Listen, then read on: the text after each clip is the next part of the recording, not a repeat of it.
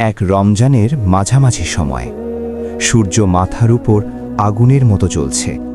গরম বাতাস বইছে ধুলোমাখা ছোট্ট এক শহরের রাস্তায়। এই শহরের এক কোণায় খড়ের ছাউনি দেওয়া ছোট্ট ঘরে থাকতেন এক বৃদ্ধ মানুষ। তার নাম আব্দুল হাকিম। তার নিজের বলতে কেউ নেই। স্ত্রী বহু বছর আগে ইন্তেকাল করেছেন। একটা ছেলে ছিল, কাজের খোঁজে শহরে গিয়ে আর ফেরেনি। হাকিম সাহেব রিকশা চালাতেন। বয়স হয়েছে, শরীর আগের মতো শক্ত নেই, তবুও প্রতিদিন সকালে বের হতেন।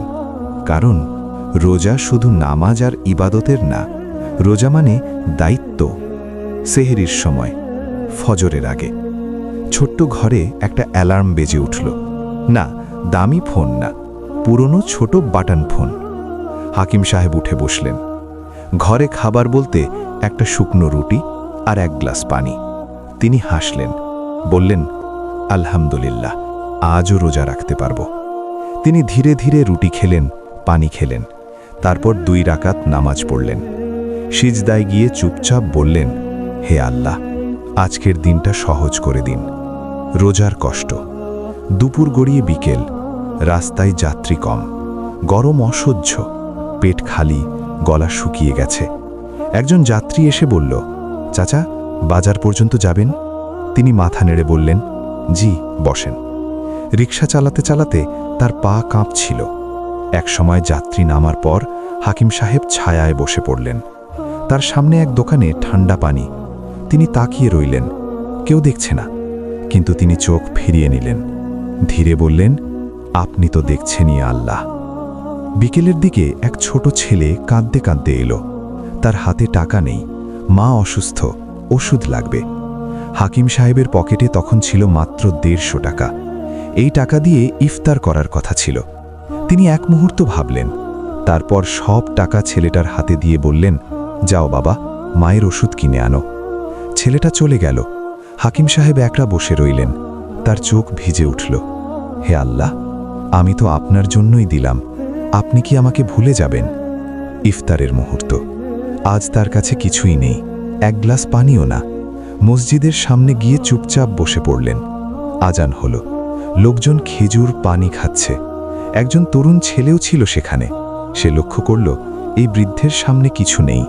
সে এগিয়ে এসে বলল, চাচা, আপনি কিছু খাননি কেন? হাকিম সাহেব হাসলেন, বললেন, আল্লাহ আছেন বাবা। ছেলেটি দৌড়ে গিয়ে 1 প্লেট ইফতার এনে দিল, খেজুর, ছোলা, পানি। হাকিম সাহেব প্রথম খেজুরটা মুখে দিয়ে চোখ বন্ধ করলেন। তার চোখ দিয়ে পানি পড়তে লাগল। তিনি মনে মনে বললেন, হে আল্লাহ, আপনি কাউকে ভুলে যান না। পরের দিন সেই তরুণ ছেলে আবার তাকে খুঁজে বের করল। জানতে পারল এই বৃদ্ধ একা থাকেন, কোনো সাহায্য নেই। শহরের কয়েকজন যুবক মিলে ঠিক করল রমজানের বাকি দিনগুলোতে তারা হাকিম সাহেবের দায়িত্ব নেবে। কেউ খাবার আনবে, কেউ ওষুধ দেবে, কেউ সেহরিতে গিয়ে ডাকবে। একজনের দান পুরো শহরকে নাড়িয়ে দিল। আসল শিক্ষা, রমজান শুধু নিজের ইবাদতের মাস নয়, এটা অন্যের কষ্ট বোঝার মাস। হাকিম সাহেব সেদিন ইফতার না পেয়ে কষ্ট পেয়েছিলেন, কিন্তু তার দেওয়া 150 টাকা এক মায়ের জীবন বাঁচিয়েছিল। আর আল্লাহ তার জন্য পুরো শহরের হৃদয় নরম করে দিয়েছিলেন। রমজানের শেষ রাতে, তারাবির পর, হাকিম সাহেব মসজিদের কোণে বসেছিলেন। তার পাশে সেই তরুণেরা। তিনি হাত তুললেন, বললেন, হে আল্লাহ, আমি গরিব, কিন্তু আপনি আমাকে সম্মান দিয়েছেন, মানুষের ভালোবাসা দিয়েছেন। এই রমজান আমার জীবনের সবচেয়ে সুন্দর রমজান। তার চোখ ভেজা, কিন্তু মুখে হাসি, কারণ তিনি বুঝেছেন আল্লাহ কখনো কাউকে একা রাখেন না।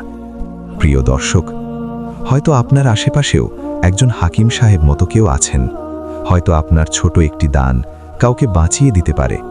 রমজান আপনাকে শুধু রোজা শেখায় না, এটা আপনাকে মানুষ হতে শেখায়। আজ সিদ্ধান্ত নিন, আপনি কারো জীবনের পরিবর্তনের কারণ হবেন। হে আল্লাহ, আমাদেরকে এমন রোজাদার বানান যারা শুধু ক্ষুধা সহ্য করে না, বরং অন্যের ক্ষুধাও দূর করে। আমিন।